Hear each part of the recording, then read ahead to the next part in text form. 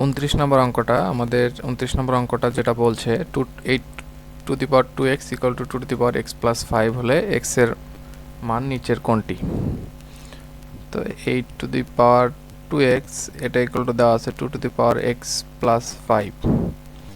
তাহলে এখান থেকে আমরা 2 টু দি পাওয়ার 3 8 কে লিখতে পারি আমরা ভেঙে টু দি পাওয়ার 2x, আর এখানে আছে 2 to the power x plus 5। তো এখানে যদি পাওয়ারের উপর পাওয়ার থাকে তাহলে পাওয়ার দ্বয় গুণ হয়ে যায়, তাহলে 2 to the power 3x R 8 2x গুণ হয়ে হবে হলো 2 টু দি পাওয়ার 6x, আর এখান থেকে আমরা পাবো 2 to the power x plus 5। তো এই 6x আর x প্লাস 5 এই দুইটা হচ্ছে আমাদের সমান হবে কারণ এদের বেস সমান, তাহলে 6x সমান আমরা লিখতে পারবো x প্লাস 5।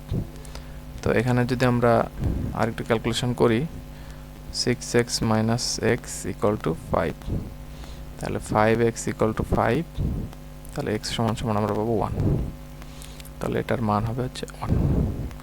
তো সুপ্রিয় শিক্ষার্থীরা এটাই হচ্ছে আমাদের অ্যান্সার।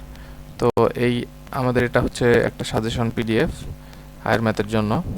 তো এই সবগুলো প্রশ্ন আমাদের যে বোর্ড প্রশ্ন প্লাস আরও আনুষঙ্গিক সিকিউ এমসিকিউ যা আছে সবগুলো এখানে সমাধান করে দেওয়া আছে।